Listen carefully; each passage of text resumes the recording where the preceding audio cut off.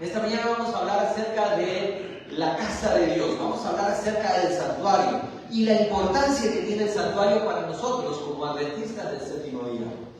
Bien, Dios quiere comunicarse con nosotros hoy y tiene un lindo mensaje para nuestra vida.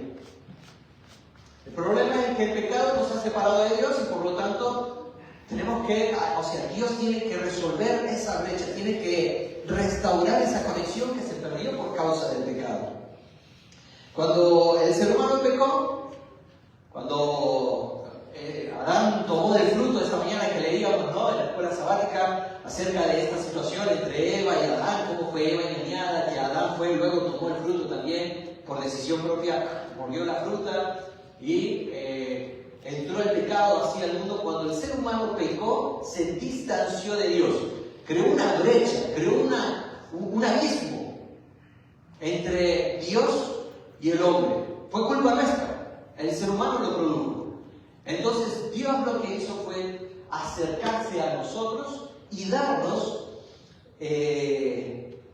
una solución, revelarnos el plan de salvación a cada uno de nosotros. Por eso yo me imagino, ¿no?, en el momento en que Adán y Eva pecaron, se sintieron desnudos, se cubrieron y escucharon la voz de Dios en el Edén. En ese momento ellos fueron y se escondieron detrás de un árbol y Dios salió al encuentro de ellos. Los encuentra ahí escondidos, empieza a hablar con ellos y al final entonces le dice al ser humano una promesa. La primera promesa que tenemos registrada en el libro de Génesis, en el capítulo 3, vamos en la Biblia ahí. Génesis capítulo 3, versículo 15. Génesis capítulo 3, versículo 15. Vamos a usar bastante nuestra Biblia, vamos a ir de algún lado para otro. Muy bien, lo tenemos. Génesis capítulo 3, versículo 15. Quien no tiene Biblia puede sumarse a la persona que tiene ahí al lado, le pueden compartir, le pueden mostrar la Biblia. Bien, dice: y pondré enemistad entre ti y la mujer, entre tu simiente y la simiente suya. Esta te herirá en la cabeza y tú le herirás en el calcañar. Bien, entonces aquí tenemos la primera promesa en la Biblia acerca de la restauración del ser humano a su condición original. ¿Ok?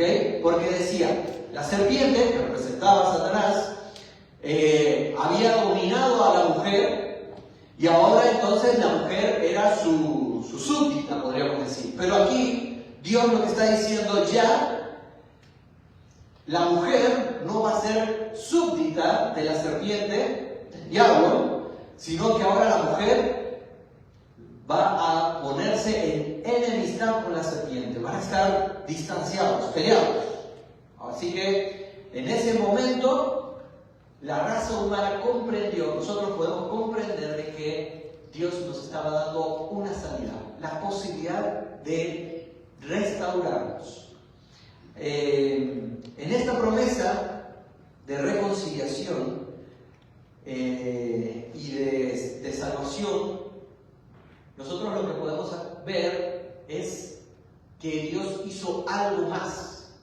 Porque Adán y Eva, ¿cómo estaban vestidos? Ellos tenían hojas de higuera puestas en su cuerpo para tapar su desnudez. En ese momento, dice que Dios entonces pensó, bueno, yo le acabo de decir, voy a resolver su problema del pecado.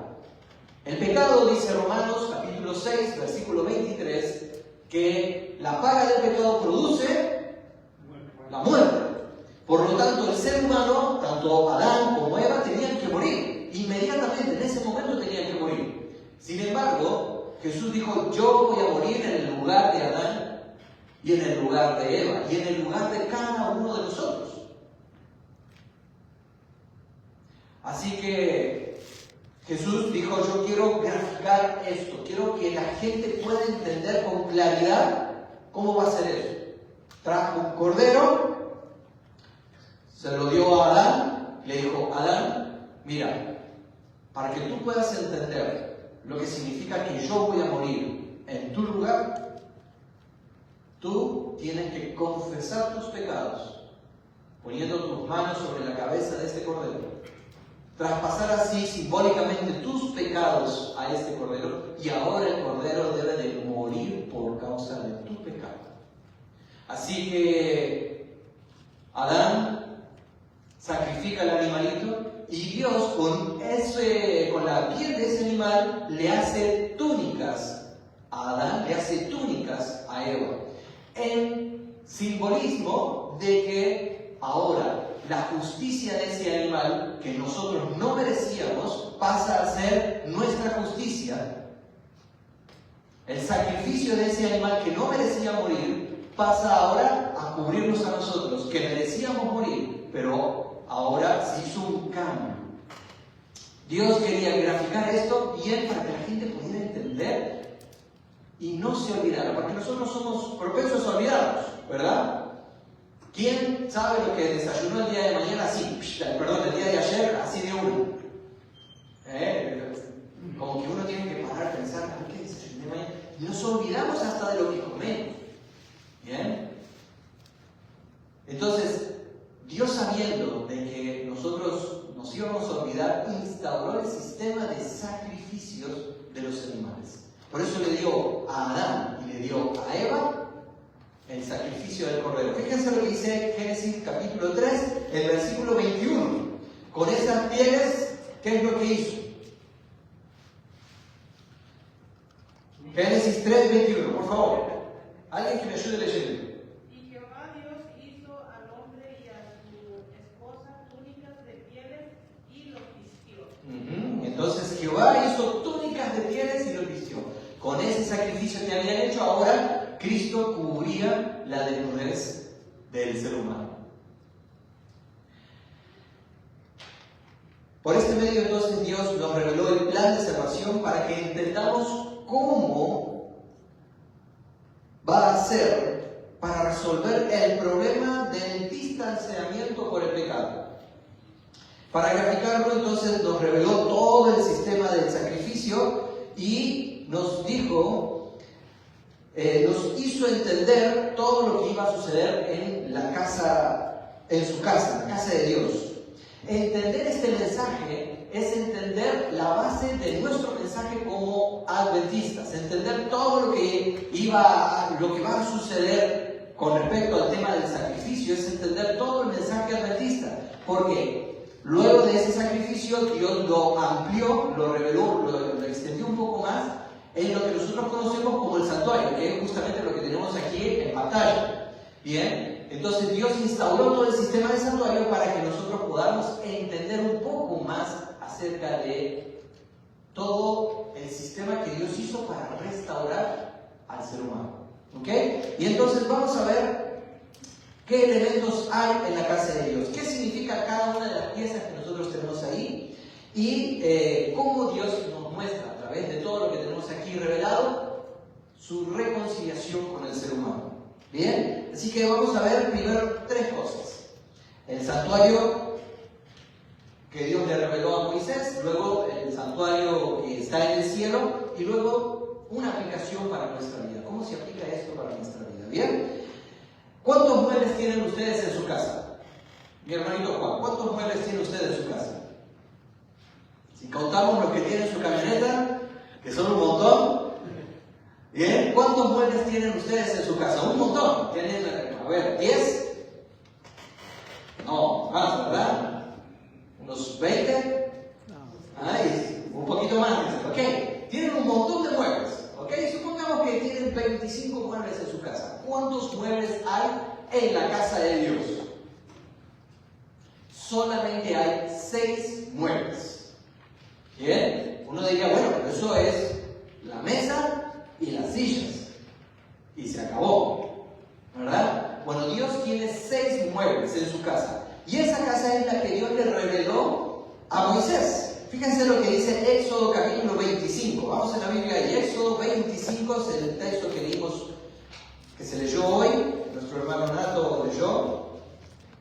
Éxodo 25, versículo 8 al 9, ¿qué dice aquí? Versículo del 8 al 9 dice, y harás un santuario para mí y habitaré en medio de ellos. Es decir, si va a habitar, ¿qué es? Si es un lugar donde Dios va a habitar, es la casa, ¿verdad? Es un lugar donde uno habita, donde uno vive, nosotros lo conocemos como casa. Bien, así que Dios le estaba diciendo al pueblo de Israel, por favor, háganme una casa, háganme un lugar en donde yo voy a estar ahí, pero es un lugar santo, porque mi presencia va a estar ahí, por eso se lo conoce como santuario. Bien, una casa santa. Bien, así que tenemos ahí Dios que le está pidiendo a Moisés que le hagan una casa. Y luego dice el versículo 9, conforme a todo lo que yo te mostré, el diseño del tabernáculo y el diseño de todos los utensilios, así lo harás. Bien, el objetivo final del adorador entonces era, por medio de la fe, llegar hasta la presencia de Dios. Porque si en la casa de Dios, Dios mismo es el que habita, entonces cuando el pecador se acercaba a la casa de Dios, ¿a dónde se estaba acercando? A la presencia. A la presencia de Dios, a Dios mismo. Por lo tanto, en la función del santuario era mostrarnos a nosotros cómo reconciliarnos otra vez con Dios. Y Dios lo quería hacer entender a su pueblo aquí en la tierra. Así que por eso creó, le mostró a Moisés para que haga el santuario aquí en la tierra. Entonces, muy bien, aquí tenemos algunas imágenes del santuario para que vayamos entendiendo, ¿bien? Vamos a ver aquí, lo voy a pedir para que pasen la siguiente y la otra diapositiva, la tercera diapositiva, por favor. Muy bien, aquí tenemos un ejemplo, bien, ahí tenemos todo el pueblo de Israel alrededor de la casa de Dios, bien, el santuario. Que el santuario quedaba justo en medio de todo el pueblo de Israel, que estaba todo ahí alrededor. Siguiente imagen, por favor. Vamos a ver los 6 muebles que estaban en la casa de Dios. Muy bien, lo primero que tenemos aquí es el altar del sacrificio. Aquí era donde los animalitos, el cordero, luego de haber sido confesado el pecado y juntado su sangre, era colocado el corderito ahí arriba y era quemado. Bien, hasta lo último. Bien, muy bien, siguiente mueble. Ese es el primer mueble que se encontraba en la casa de Dios. Luego, avanzando un poco más hacia la presencia de Dios, porque el objetivo del adorador, ¿cuál era? Llegar a la presencia de Dios, restaurar esa brecha que el ser humano había producido por el pecado. Así que estos son los primeros muebles que encontramos en la casa de Dios, que el adorador se va a encontrar a medida que va avanzando hacia la presencia de Dios. Muy bien, entonces siguiente, tenemos aquí la fuente de agua. ¿Ok? Entonces, aquí tenemos un mueble con agua. Bien, ya vamos a ver lo que representa cada una de estas cosas. Avancemos. Siguiente imagen, tenemos entonces ya, una vez que se entraba a la casa propiamente dicha de Dios, porque Dios tenía como un cerco primero, que era la parte del terreno, del territorio donde estaba el santuario. Luego teníamos el tabernáculo, la misma casa de Dios. Cuando se entraba aquí a la casa de Dios, tenemos entonces, en primer lugar, teníamos, cuando uno entraba por las puertas, ¿se imaginan? A mano derecha, teníamos la mesa, una mesa con panes. Bien, con 12 panes. Luego, siguiente imagen, por favor, teníamos al lado izquierdo, muy bien, entrábamos a la casa de Dios, lado derecho, una mesa con pan. Lado izquierdo de la persona que está entrando a la casa de Dios, teníamos un candelabro, bien, con 7 brazos. Y luego, la siguiente imagen, por favor, delante de la persona estaba un altar de incienso. Luego de eso, entonces, el último mueble de la casa de Dios era el arca del pacto, que tenía adentro los 10 mandamientos. Y ahí, entre medio de los ángeles que se ven ahí en la tapa, se manifestaba la gloria de Dios. Era el final, el punto final de donde el adorador se acercaba, hasta donde el adorador se acercaba a la presencia de Dios. Hasta aquí era donde tenía que llegar la persona. ¿Ok? Entonces repasamos. 6 muebles. Es sencillo, ¿verdad? Solo 6 muebles. Bien, el primero, vamos de nuevo, entonces tenemos el altar del holocausto. primer mueble. Luego tenemos la fuente de agua con la barra. Luego tenemos entonces la mesa con los panes. Una mesa, bien. En toda casa tenemos una mesa ahí para sentarnos a comer. Así que en la casa de Dios también hay una mesa. Luego, si en la casa de Dios, que no tenía ventana, necesitaba una fuente de luz. Todos tenemos una fuente de luz. Todos tenemos en nuestras casas un foquito, digamos, que nos ilumina la habitación o que nos ilumina el comedor. Bueno, Dios tenía entonces su candelabro con sus 7 brazos, digamos, como que 7 lámparas tenía. Bien, todas en una sola. ¿Ok?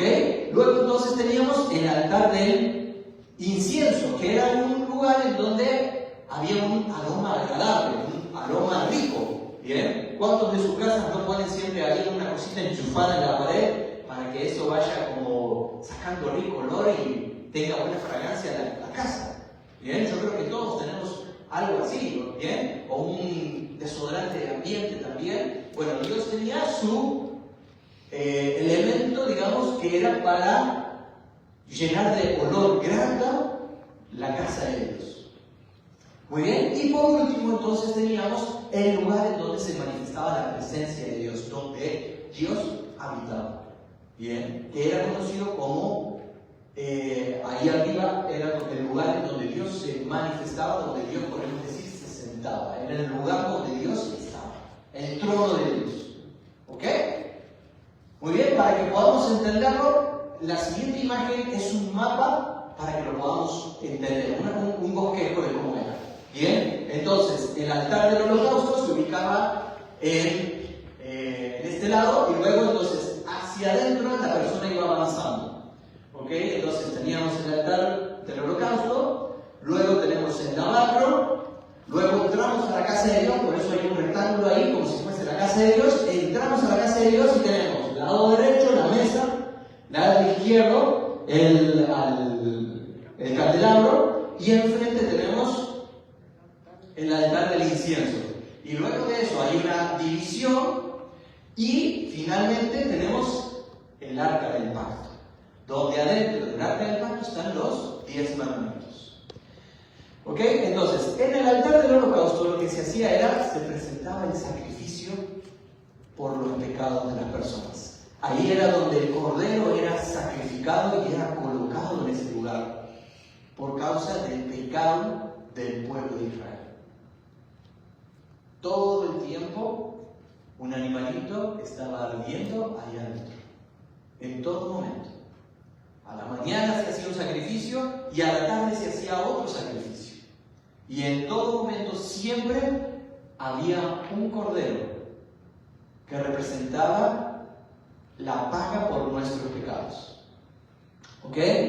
Luego entonces el sacerdote que juntaba la sangre y la tenía que llevar hasta la presencia de Dios. Entonces el sacerdote juntaba la sangre del cordero cuando se le degollaba, juntaba la sangre y esa sangre tenía que ser llevada hasta la presencia de Dios para decirle: mira, Señor, nuestro pecado fue pagado, perdona a tu pueblo. Entonces el sacerdote, luego del sacrificio del animalito, lo sacrificaba, lo ponían al animalito ahí en el fuego. ¿Qué le pasaba a las manos del sacerdote? ¿Qué estaba? ¿Por qué? Porque si había estado manejando sangre y había estado manejando el animalito, ¿qué iban a tener en sus manos? Iba a estar con sangre. ¿Qué iba a estar sus pies? Sus pies, el piso era tierra, así que sus pies y sus manos iban a estar sucios. Así que para poder entrar a la casa, era como que estaban en el patio de la casa de Dios. Entonces, para poder entrar a la casa de Dios, primero había que lavarse las manos, lavarse los pies. Dios le pidió a sus sacerdotes que se tenían que lavar. Por eso Dios le coloca primero el lavacro o la fuente de agua. ¿Ok? Entonces, luego del sacrificio, el sacerdote pasaba y se lavaba las manos. Y agarraba y se lavaba los pies. Y después de eso, entonces, una vez lavado, recién podía entrar con la sangre del sacrificio al altar, al santuario, al tabernáculo. ¿Ok? Recién ahí podía entrar al tabernáculo. Entonces, una vez que entraba al tabernáculo, se encontraba con una mesa con panes, ¿ok? Que esa mesa con los panes representaba a el pueblo de Israel. Era un pan por cada una de las tribus del pueblo de Israel. Y arriba del pan se le ponía un poco de incienso. ¿Ok? El incienso representa la gracia de Dios. Entonces representaba esa mesa un lugar en donde nosotros podíamos comer de Dios en la casa de Dios por medio de la gracia de Dios. Bien, entonces luego teníamos el candelabro que iluminaba todo el lugar y solamente podía ser llenado con aceite de oliva puro. Bien, Dios pedía que sea aceite de oliva porque ese aceite representaba al Espíritu Santo. Bien, entonces de repente enfrente del sacerdote, como el sacerdote llegaba con la sangre, primero se encontraba con el altar del incienso, así que el sacerdote agregaba incienso, y el incienso representa la gracia de Dios, y él agregaba el incienso, y ese incienso subía delante de la presencia de Dios como un olor agradable. Bien, entonces, que representa la gracia de Cristo por cada uno de nosotros, su sacrificio perfecto, y eso representaba, era para Dios un olor grato, lindo, saber decir, mi hijo, que representa la justicia. Entonces el sacerdote ahora llegaba con la sangre a la presencia de Dios, y entre el lugar santo, que es donde están los primeros 3 muebles, dentro de la casita de Dios, dentro de la casa de Dios, había una división, ¿bien? Esa división era una cortina, ¿bien? Entonces entraba, tenía la mesa, el altar y el candelabro, y detrás del altar, del incienso, había una cortina. El sacerdote esparcía la sangre del cordero sobre esa cortina, que estaba justo enfrente al altar donde Dios estaba sentado, donde su gloria se manifestaba. ¿Bien? ¿Me van siguiendo hasta aquí? ¿Ok? Ahora,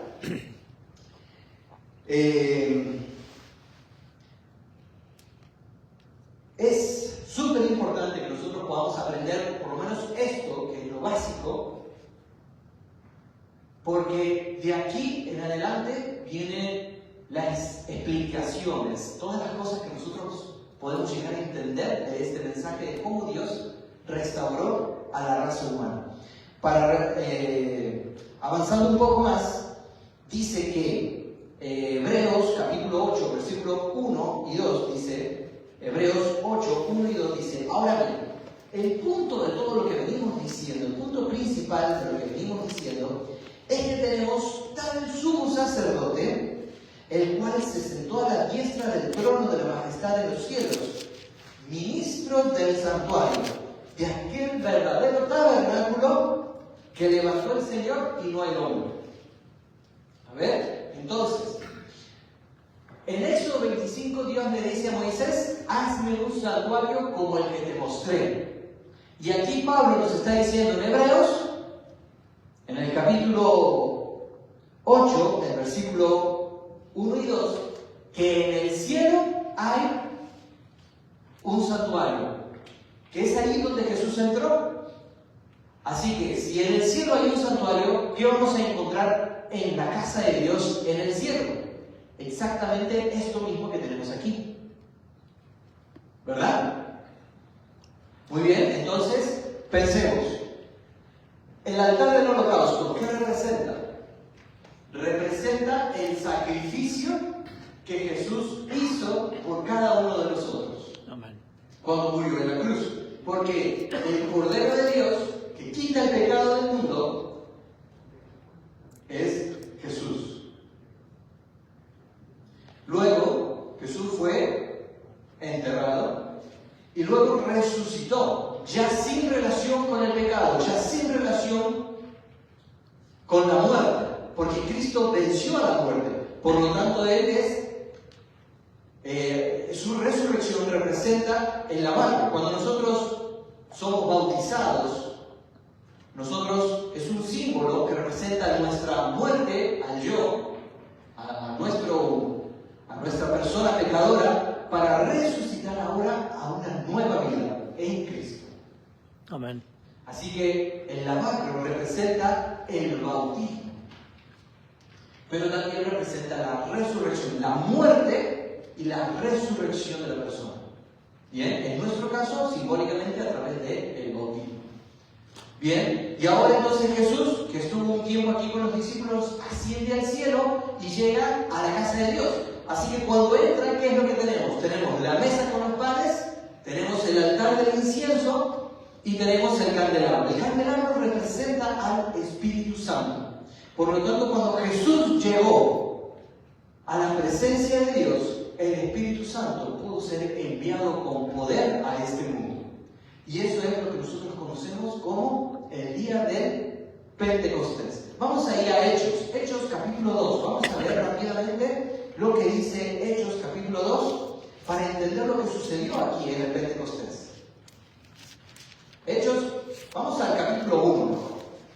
Hechos capítulo 1, que nos da un poquito del contexto y luego pasamos al capítulo 2. Hechos capítulo 1, en el versículo 14. ¿Qué dice la palabra de Dios aquí en Hechos capítulo 1, versículo 14? Mi hermanito Juan, por favor, compártanos la lectura. Dice, todos estos perseveraban unánimes en oración y ruego con las mujeres y con María, la madre de Jesús, y con sus hermanos. Muchas gracias, muchas gracias. Entonces, todos estos perseveraban unánimes ¿en qué? Oración y ruego. En oración. ¿Cuál era uno de los muebles que tenemos en la casa de Dios? El altar del incienso, que representaba las oraciones de las personas que ascendían delante de Dios mañana y tarde. Por eso la Biblia nos aconseja que debemos de orar y todo el tiempo, pero en especial dedicar un tiempo especial a la mañana y al atardecer. Dedicar un tiempo para Dios, para orar. Así que tenemos aquí al pueblo de Dios, a los discípulos, unidos en oración, que es uno de los muebles en la casa de Dios. Cuando ellos estaban unidos en oración, entonces dice que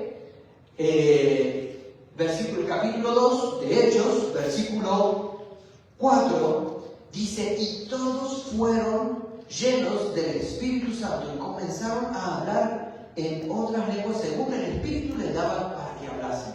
Así que en el momento del Pentecostés, cuando Jesús finalmente entra en la presencia de Dios, tenemos aquí que el pueblo estaba en oración continua, unidos por medio de la oración, y luego también tenemos entonces el descenso del Espíritu Santo sobre el pueblo de Israel, sobre los discípulos, ¿bien? Que es el Israel espiritual. Muy bien, ahora entonces nos falta el pan. Jesús, cuando fue tentado en el desierto, Satanás vino, el diablo le dijo, convierte estas piedras en pan. Y Jesús le dijo, no solo de pan vivirá el hombre, sino de toda palabra que sale de la boca de Dios. Así que el pan, para nosotros, representa la palabra de Dios en nuestras vidas. Cuando los discípulos, la iglesia de la época estaban unidos en oración y recibió el Espíritu Santo, lo siguiente que hicieron que fue salir y predicar, compartir la palabra de Dios a todas las demás personas. Si nosotros queremos que esta iglesia crezca, aquí en Shelton, pero también queremos que la iglesia crezca en todo el mundo, lo que necesitamos es unirnos. Pero ¿cómo nos podemos unir? A través de la oración. Necesitamos orar, dedicar tiempo para orar. Y así es como nosotros nos consagramos a Dios y nos podemos unir entre nosotros. Luego, después de eso, Dios podrá derramar con poder su Espíritu Santo sobre cada uno de nosotros. Y así podremos predicar la palabra de Dios a todo el mundo. Eso es lo que Dios busca de cada uno de nosotros. Llegado su momento, entonces, cuando Cristo venga a buscarnos, vamos a ir hasta la misma presencia de Dios, que es el último lugar aquí. Llegó un momento, en una fecha determinada, en que Dios dijo: voy a iniciar el día del juicio, porque era el único día en que el sumo sacerdote podía entrar hasta la presencia de Dios, que era en el lugar santísimo, el segundo apartamento del santuario. ¿Bien? Ahora, ¿qué representa esto para mi vida? ¿En qué saber todo esto? ¿De qué me sirve a mí? Dice la palabra de Dios en 2 Corintios, perdón, 1 Corintios 6. 1 Corintios 6.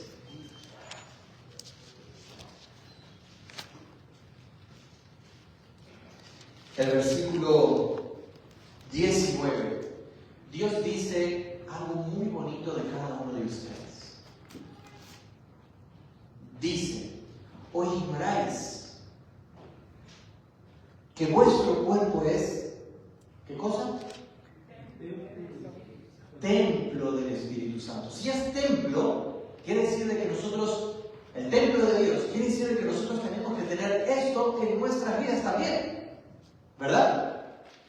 Tenemos que manifestar esto mismo en nuestra vida, tenemos que vivirlo. ¿Qué representa esto para cada uno de nosotros? Bueno, el altar del holocausto representa el sacrificio de Cristo, pero que ahora yo lo acepto en mi vida. Es aceptar el sacrificio de Jesús por mí. Luego viene el lavacro, la fuente, que representa el bautismo. Yo todos los días debo de morir a mi viejo hombre, a mi vieja mujer. Debemos de morir a nuestro yo, a nuestro orgullo, para resucitar a una nueva vida en Cristo. Esto debe ser una tarea diaria. Es la única manera en que podemos convertirnos y llegar a ser verdaderos cristianos. Morir, aceptar a Jesús, el sacrificio que Jesús hizo por mí, y morir al yo para resucitar en nueva vida por medio de Cristo. Hecho esto, es solamente la parte inicial del santuario. Eso es en mi vida diaria. Ahora, ¿yo qué necesito? Luego de aceptar a Jesús y morir al yo, necesito dedicar los 3 muebles que están en el lugar santo, que son la mesa, el altar del incienso, que representa las oraciones, la mesa representa la palabra de Dios, y luego el candelabro, que representa el Espíritu Santo. Así que yo todas las mañanas, mañana y tarde, debo de dedicar tiempo a orar, a estudiar la palabra de Dios y pedir a Dios que ponga su Espíritu en mí. Cuando nosotros hacemos eso, recién podemos llegar hasta el último lugar, lugar santísimo, que era donde Dios se manifestaba. Podemos recién llegar ahí a la presencia de Dios, restaurar, reconciliarnos con Dios.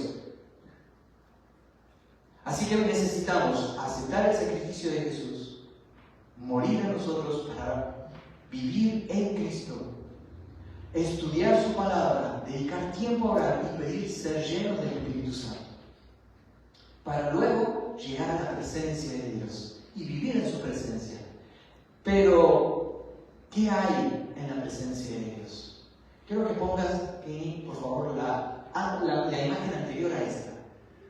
¿Qué hay en la presencia de Dios? Donde Dios se manifestaba, en el arca del pacto, ¿no? La imagen anterior a esa que estaba. Ahí, ¿no? Ahí está. Muy bien. ¿Qué tenemos ahí? Adentro. Tenemos los 10 mandamientos.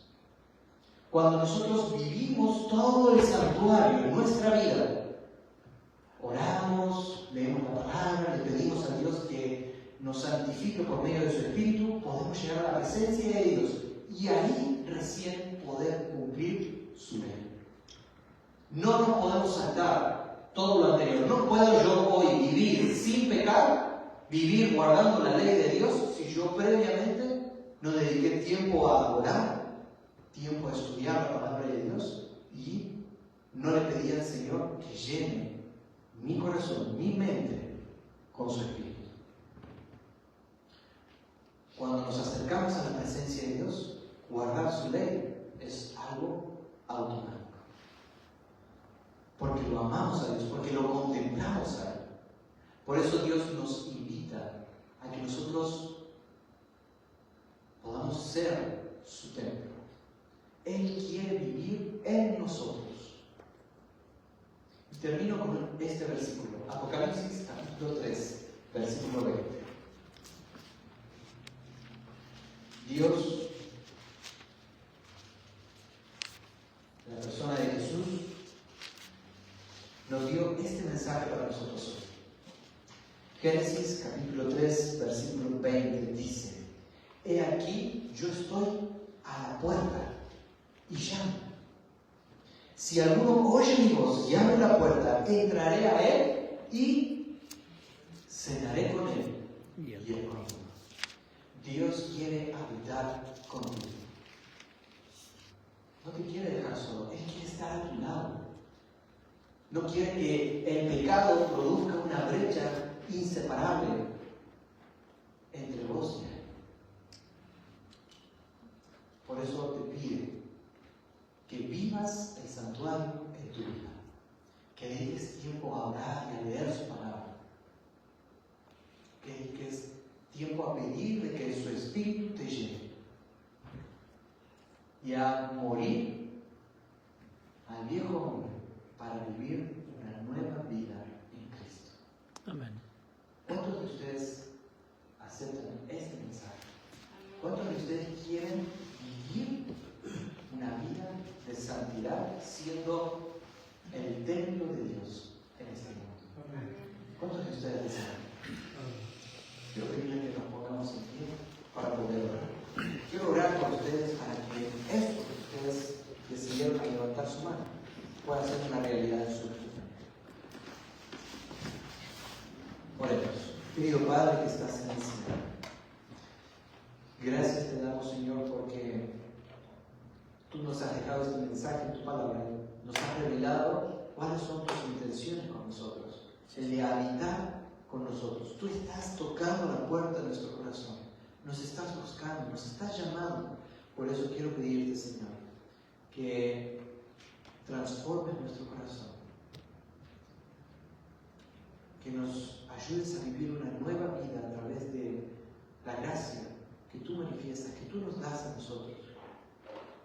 Y quiero pedirte, Señor, que nos des de tu Espíritu para poder entender tu palabra y para dedicar tiempo a estar en comunión contigo. Señor, por favor, bendícenos con tu presencia en nuestra vida. En el nombre de Jesús te ruego. Amén. Amén.